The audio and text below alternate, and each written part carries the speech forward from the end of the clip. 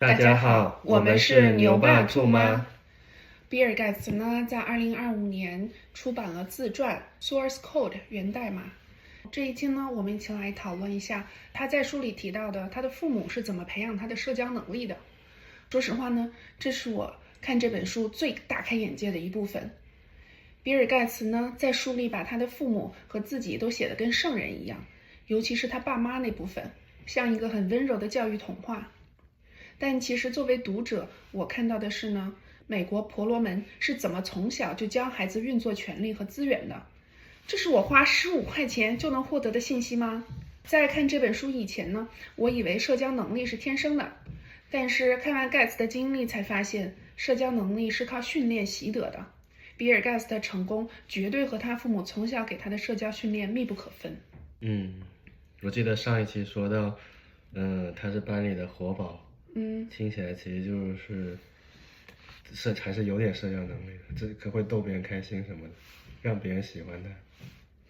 这就是我们东亚小孩的误区了。我们以为一个社交能力强的人就是所谓会说话（打引号）情商高，讨人喜欢，对吧？我觉得不是。为什么？可能我5年级前一直我都觉得是的。现在觉得不是的。那是什么？肯定不是要讨所有人喜欢。说一个人有很好的社交能力，就这个人目的性很强，他实现这个目的，他只需要讨他需要帮他完成他所达到那个目的的那个人的喜欢就可以了。这可能是运作权力啊，是资源的一种方法。其实不完全是。比尔盖茨的爸妈不是教他怎么去讨谁喜欢，而是从小训练他怎么和人沟通，获得你需要的信息和资源。他能成为一个这么成功的企业家，不是因为他聪明，当然他是很聪明啊，但是有大把比他更聪明的人。读完这本书，我认为是他的社交能力对他的成功起了决定性的作用。我给你讲3个例子啊。第一个，他刚上哈佛，发现有一个实验室有电脑。那个时候是1973年，电脑是非常稀缺的，通常是只给博士或者硕士之类用的。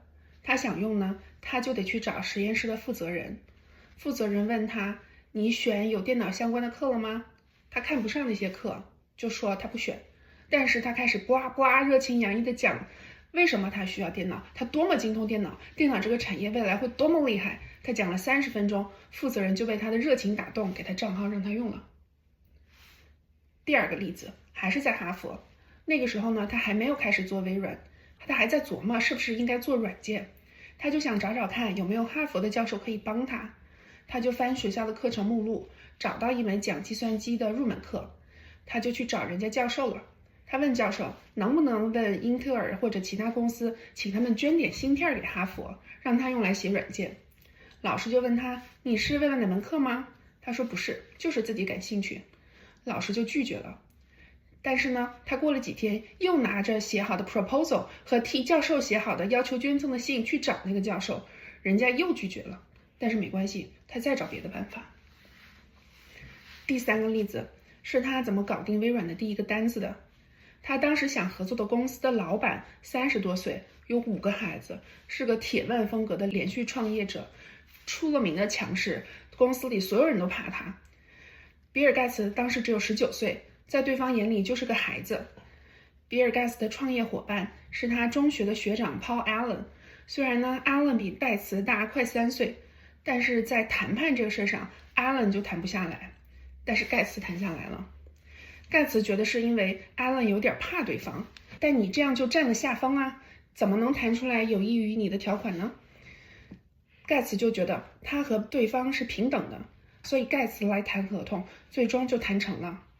我给你看这张照片，这是1978年微软全部员工的合影。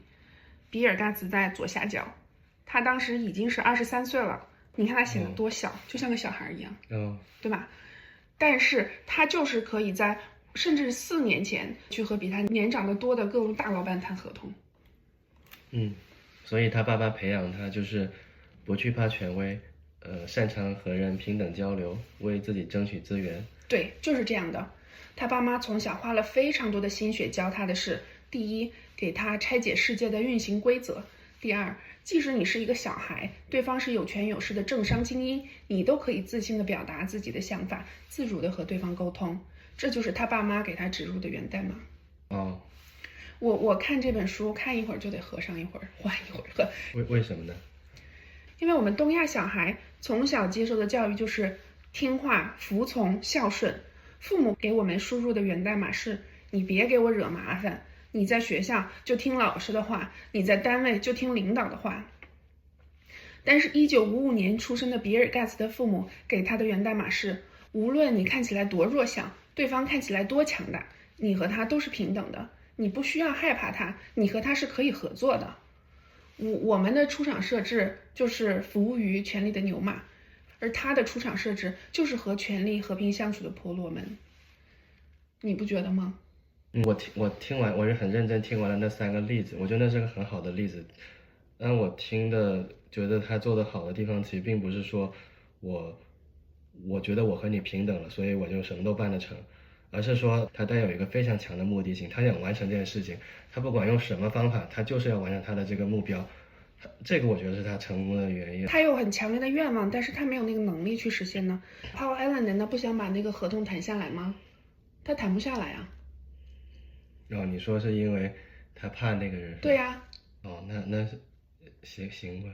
大部分人就是出于对于权威的畏惧，你都不会去想去要那样做，你都觉得说这个实验室不是给本科生的，那我就不去。这个教授我不认识，那我就不去。那个人好凶啊，我不要去，我就做好我这份工作就完了，难道不是吗？也可以这么说吧，大部分我都认同，没问题。你看听了这些，你不会觉得很难过，想缓一缓吗？没有。为什么？首先我想到一个例子，你就有一点天不怕地不怕，你就觉得我是平等的，我就可以，比方说你谈工资的，我可没感觉你害怕呀。那是我应得的呀。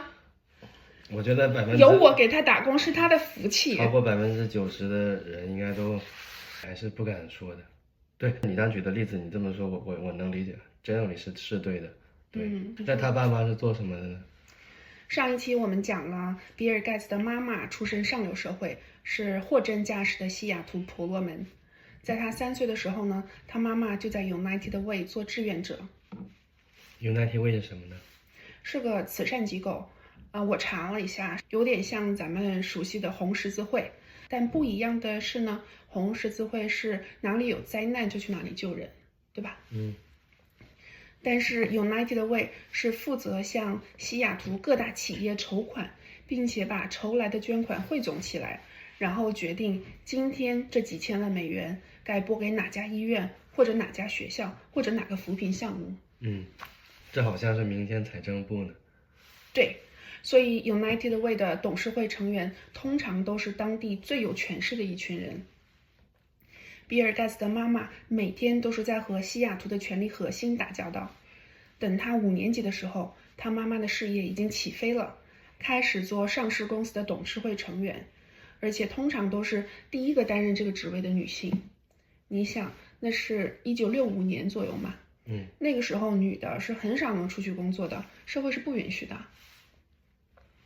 等他上大学的时候，他妈妈已经是华盛顿州一家大型银行的首位女性董事，也是 United Way 的首位女性主席。后来呢，还担任了 United Way 的全国级的主席，还是华盛顿大学、西雅图儿童医院、西雅图基金会都在担任董事。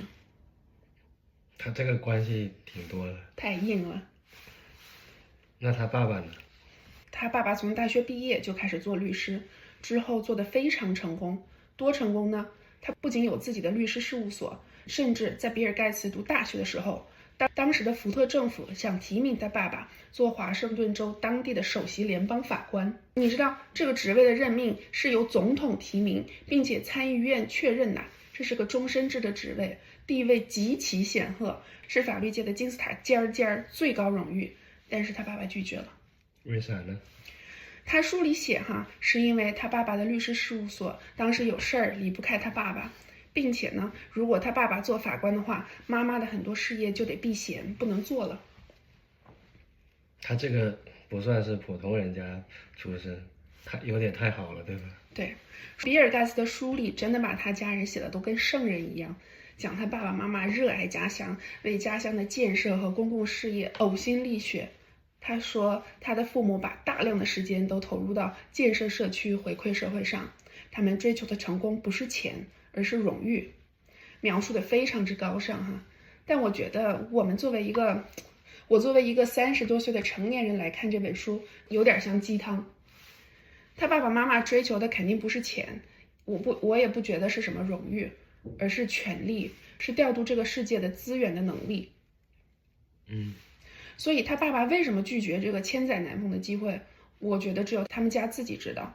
因为我研究了一下，如果他爸爸愿意接受这个任命的话， FBI 就会对他展开极其苛刻的背景调查，所有的资产、律所的项目、税单都得公开，但凡他财务有任何一点点灰色，那做法官就等于自投罗网。我没有暗示任何事儿啊，我只是补充了盖茨自己书里没有提到的信息。但是无论如何，这个书里让我们看到了他们家就是货真价实的上流社会，西雅图的婆罗门。那我就好奇了，西雅图婆罗门是怎么训练小孩的社交能力的呢？他爸妈做了非常多的训练，首先就是给他拆解世界的运行规则。比如呢，他3、4岁就开始，他们家晚餐的时候，每个人都要分享自己今天做了什么。所以盖茨很小就从妈妈口中听到了要怎么筹款，怎么分配这些钱，也从爸爸的口中听到了爸爸作为律师怎么帮助客户解决难题。他爸爸妈妈还会在晚餐时讨论公共议题，比如怎么清理被工业废水污染了的华盛顿湖，怎么评估政治候选人。这是他妈妈和 JFK 肯尼迪家族学的，因为他妈妈听说 JFK 的爸爸会给每个小孩布置主题，晚餐时间让他们轮流来讲。所以他爸妈教的并不是讨人喜欢的话术，而是真实世界的运行规则。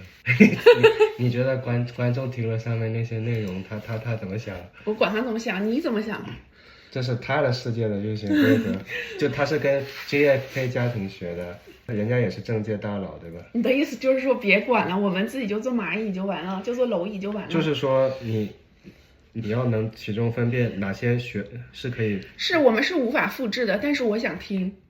可以听，但是你就知道鸡汤里面也有点毒，对吧？对，就是哪些是有毒的，哪些是真的有用的，得分辨一下。不，我不觉得你继续听。不仅如此，他们还给小孩提供了很多练习社交的场合，比如他爸妈会在家里举办很多晚宴和聚会，这些活动不是为了玩，都是为了讨论一个议题。这个议题可能是怎么给华盛顿大学法学院的黑人学生发起一个奖学金，或者怎么让年轻的律师在律师界拥有更大的话语权，或者怎么帮一个人竞选参议员。这种聚会是比尔盖茨很小3、4岁的时候就开始的，等他10岁的时候，他爸妈和这些参加聚会的朋友们都已经是40岁左右，事业已经变得非常成功了，很多都是政界商界的成功人士。比如呢，和他爸爸一起打桥牌的朋友已经是华盛顿州的州长了，后来还是美国的参议员。每次聚会之前呢，他妈妈都会跟他和他姐姐过名单，详细介绍每一个宾客，教他们用这些信息和宾客聊天，还会给他们派任务。比如呢，姐姐弹钢琴，弟弟送饮料。比尔盖茨特别喜欢趁送饮料的机会问宾客一个聪明问题，然后呢和宾客你来我往聊天的感觉。这就是为什么盖茨可以平视权力的原因，因为权力就在他家客厅坐着。对呀。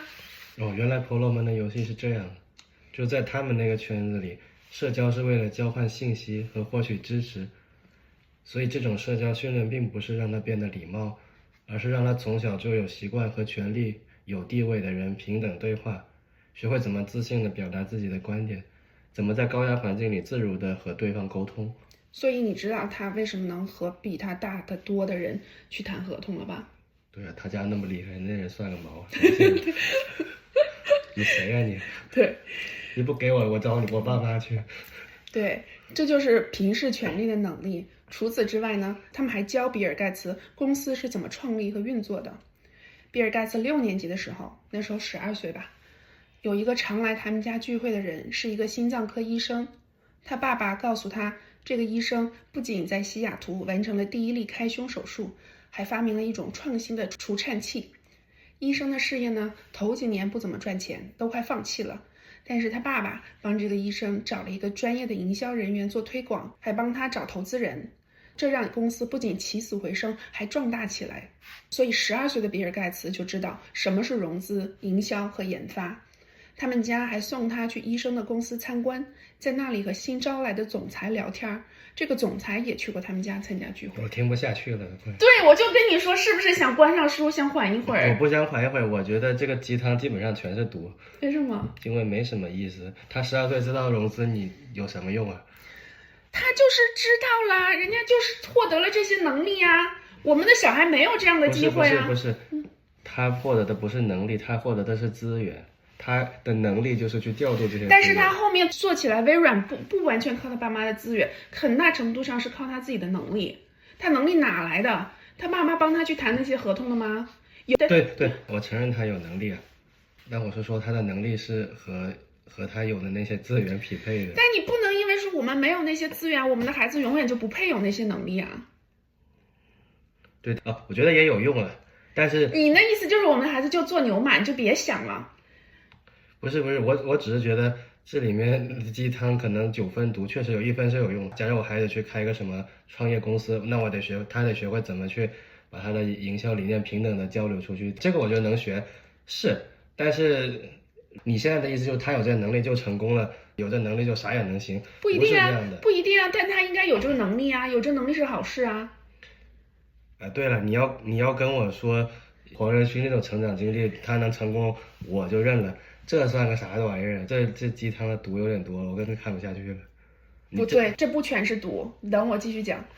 受这件事的启发，比尔盖茨呢还写了一个作业，构想了一个研发冠心病治疗系统的公司。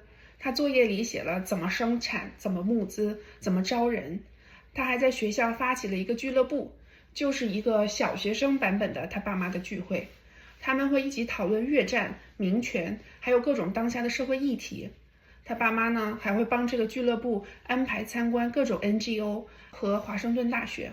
他们自己也会联系公司，人家还真邀请他们去参观，特别把他们当回事儿。那个时候他6年级。所以盖茨从小就知道，社交并不是为了交朋友，不是为了讨人喜欢，是为了调用资源解决难题。这已经不是 social 了，这是 networking。你爸是什么省部级领导，把他手上的资源都交给你，对吧？对，就干这个事儿。等一等，继续听。对，他们家每年夏天都会去华盛顿州的胡德运河度假。他爸妈有很多华盛顿大学毕业的朋友，这些朋友的家庭呢和他们自己家一样都很成功。通常呢是10个家庭一起去度假2周，大人小孩全部大概50个人。他们每家在那里租一个小木屋，那里有网球场，有篝火，有沙滩。他们呢会举办体育比赛，叫 Cheerio Olympics。图片我贴到视频里了哈。他们会像真的奥运会一样点火炬，举着火炬跑，做开幕仪式。比赛的内容呢，就是什么套着麻袋跑啦，3人绑腿跑啦，勺子拖鸡蛋比赛啦，大人抓着小孩腿的独轮车比赛啦。每天结束还会有颁奖仪式。晚餐的时候呢，小孩会随机抽签，抽家庭的名字，抽到谁家你就去谁家吃饭。这是他妈妈想出来的办法，目的呢就是培养小孩面对大人的社交能力。他说这个方法非常成功，他慢慢就和这些大人相处的特别自在了。那个时候他才6、7岁。哦，我真没什么想说的。我跟你说，我觉得国内那些官二代更爽，绝对更爽，比这爽多了。对吧？假如你爸在国内是大官，他每天得跟不同政商界的东西人打交道，你就在旁边看着，不小心学会了待人接物的能力，这不也很正常吗？我觉得国内不太一样吧，咱国内环境还是，只要你有点权利，大家都是跪舔你。如果你是大官的小孩，你可能觉得，你学会了待人接物的能力，但你只是在一个被跪舔的状态，你不需要任何能力。但他这不是啊，他这真的就是和人打交道的能力。哦，行吧。我天天喊着想退休哈，但是看完这本书我就不想了。我现在充满了斗志，你知道为什么吗？为啥？你真不知道吗？不知道，我觉得他这个是最没有借鉴意义的。不是，我觉得我们不可能完全的套用，但是他这个实打实的能力，我觉得是很重要的。我们没有办法向他提供那样的一模一样的资源，但是我们有别的办法。之后我有列举一些我们可以讨论。哦，我觉得他的能力是一点都不需要的。不是啊，他创办微软的时候是在新墨西哥创办的，是他自己搞的。是这么说吧，就是我没有看到他在一个什么样的逆境里面去，然后在里面坚持自己的想法，最后获得了成功。如果他有这样一个，那我觉得是还是挺有借鉴意义的。我看到他都是说他家这环境好，那环境好，这厉害那厉害。我这一期的主题不是讲他什么克服困难的，我这一期的主题是讲他爸爸妈妈怎么帮他培养能力的。但我现在很大篇幅都是在说他们家能给他提供特别特别好的环境，有什么有政商名流在他们家去搞这种聚会，聊那些你听都没听过的话题，我只听到。所以让你大开眼界嘛。就是我只开了眼界，但是对我就是有帮助的，都大开眼界，你想都没想过的东西，你当然可以有帮助了。你如果都活在你自己能想象到的世界里，能有啥帮助呢？哦。为什么我现在充满了斗志呢？因为我觉得人家婆罗门都还在竭尽全力获取权利，我怎么能就这样放弃了呢？就算我努力工作不能换来直接的权利，但至少这是我和这个世界的互动，我在获取这个世界的运行逻辑，我才更有能力把我对世界的理解告诉孩子。咱们也可以在晚餐的时候分享一天的经历啊，我们在职场上遇到了什么困难，我们怎么解决它的，我们怎么 manage up manage down manage across， 怎么资源调度，怎么跟别人博弈，这就是我们每天做的东西啊。这个可以。是啊，这个我觉得这个确实可以学的。这就是我读这个书我的感受啊，这是我们可以借鉴的地方啊。这个可以。我不觉得这是毒鸡汤。就是我说9分毒嘛，就这一点点还是能学的。你继续听，还有我刚刚想到的说那一点点就是这个有些做法确实是不错的。对啊，我们就吸取精华，你不要愤世嫉俗。我一点都不愤世嫉俗，他是最没资格说他有什么的，他要说他能力强，他是有点能力但他能力就是他爸妈这样子培养出来的。对，我们的方法也可以潜移默化教会他们，上司不可怕，对手不可怕，有困难没问题，我们可以想办法解决啊，这也是真实世界的运行逻辑啊。等孩子长大以后，如果他们遇到挫折，他们可能也会想起来，哦，当年爸爸妈妈说他们是这样拆解问题的，这就是我们能给孩子的源代码啊。这倒是行。你工作要是开心，你要多说点。不开心也可以说啊。可以说。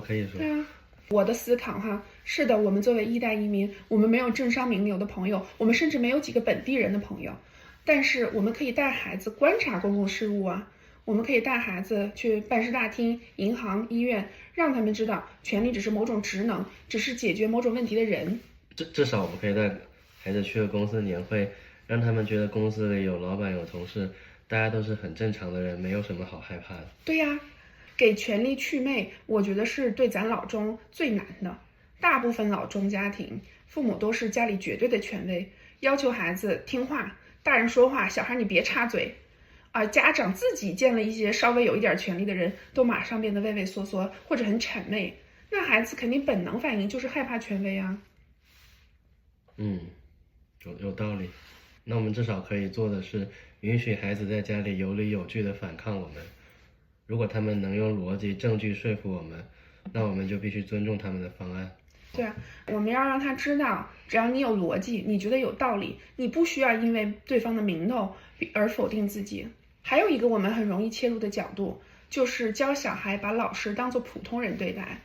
咱们东亚文化就是把老师描述得很神圣哈，忤逆老师绝对是大不敬，老师说的你就得做，他不可能错。我们不是教小孩不尊重老师哈，而是让他们知道老师也是人，他也有知识盲区，甚至也会心情不好迁怒于人。我们要尊重他的职业，但是不需要迷信他的每一个字。那我同意，没问题。回到比尔盖茨的书呢，除了之前提到的婆罗门独有的活动，他妈妈为了让他更善于社交，还给他安排了很多接地气的活动，我们是可以考虑借鉴的啊。比如呢，8岁的时候，他妈妈给他送去参加童子军，每年他们童子军都有卖坚果筹款的活动，65个男孩里呢，谁在11天内卖的坚果最多，谁就赢了，有奖品。而且呢，要求每个小孩至少卖100磅。比尔盖茨当时8岁，他就觉得这个挑战非常之可怕，他自己还不到50磅，怎么卖掉100磅的坚果呢？但是呢，他是非常好胜的，他就想赢，他就开始挨家挨户的卖坚果。他爸爸还开车载他去更有钱的社区，他自己去敲门卖，他爸爸在开车跟在后边。开始的时候他觉得很难，但后来他就很自在了，他变得特别享受把坚果卖出去的时候那个兴奋的感觉。他卖了179磅。这么厉害。他爸妈呢还安排他送报纸，他自己把报纸塞满自行车，然后呢颤颤悠悠的骑着自行车挨家挨户的送报纸。有时候呢他会叫姥姥来帮他，坐在姥姥开的车上给人家门口扔报纸。挺好的。这个我觉得可以。你卖坚果的时候，你的客户就是有权利的那一方，他有可能很大方，也有可能很吝啬，甚至可以暴躁冷漠。你在练习跟他打交道的过程，就是在练习如何与拥有资源的人打交道。对，我觉得如果我小时候有过这种训练，我今天会有更大的成就。因为我发现我性格有一个很大的缺陷，就是我没有办法接受拒绝。就是咱们之前有一个投资房出租，我们最开始没找中介，自己试着出租。每次带人来看房，对我来说就是特别痛苦的。我记得那几天早上醒过来，我第一件事就是查有没有人下 offer。我做梦都梦到没有人下 offer，我那种痛苦的感觉。我就是把别人的拒绝当成了对我本人的否定。你就没有对吧？没有。我甚至有一次在餐厅我们吃饭，请服务员帮咱们拍照，他拒绝了。我表面上没什么反应但是我心里真的久久无法释怀。我就觉得你好像就无论什么事儿拒绝了我，都是对我本人的否定。那这样就会反而很难让你平等的交流，是不是？对，我害怕被拒绝，害怕被拒绝，所以你就很难走出自己的舒适区。是啊，我就是因为我害怕被拒绝，我就直接放弃了，那就是极大的限制了我的发展啊。事实上，你问3个人，1个人拒绝你了，2个人答应你了，你也10个人拒绝我也没关系啊。只要有1、2个人答应你，你也一样能比你什么都不问强很多，强一些，对吧？对啊，童子军这个我们可以给小孩研究一下有没有合适的组织可以加入。同时呢，我们也可以安排一些类似的活动，比如呢，让小孩自己摆摊儿卖柠檬汁，或者在前院或者跳蚤市场摆摊儿卖东西，去和别人讨价还价，对吧？还有让孩子在餐厅去尝试和经理沟通退掉一个不合格的菜，如果有这样的机会的话，或者是让孩子去策划一次全家的旅行，让他学习应对突发状况和资源调度，对吧？对。还挺多我也不会的。是啊，所以我们不是婆罗门，但是我们也有很多平民的办法去培养孩子这些能力，对不对？就是你得承认他这些能力是重要的，然后我们就想办法去培养嘛。也行。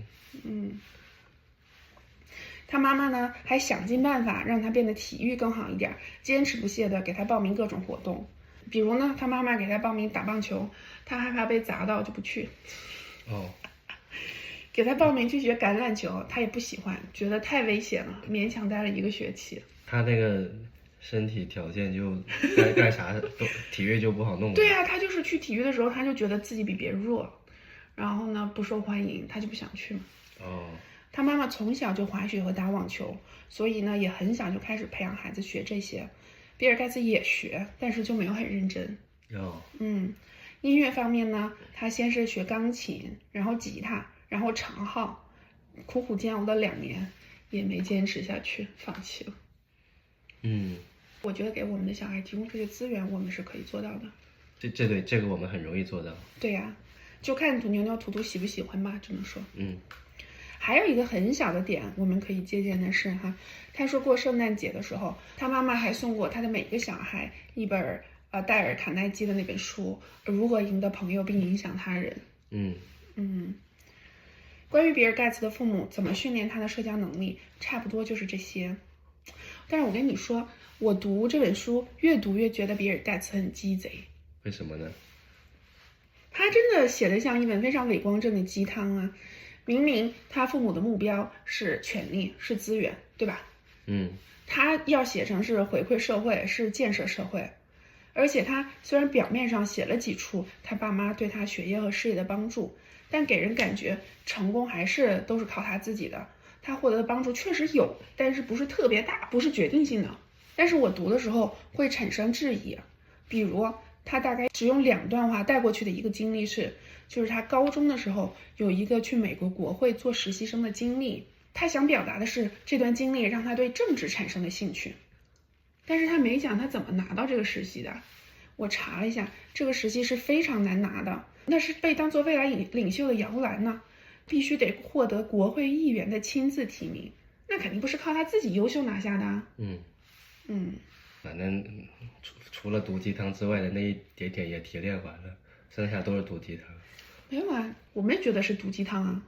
好，我们这一期就到这儿了，有点长哈。在比尔·盖茨准备读7年级的时候，他爸妈决定让他去读一间私立男校 Lakeside School。比尔·盖茨的书里非常大的篇幅讲了他在 Lakeside 的经历，可以说呢，没有 Lakeside 就不会有微软。那我们下一期来听听看学校教育是如何成就比尔·盖茨的吧。好的，我们下一期再见了。啦。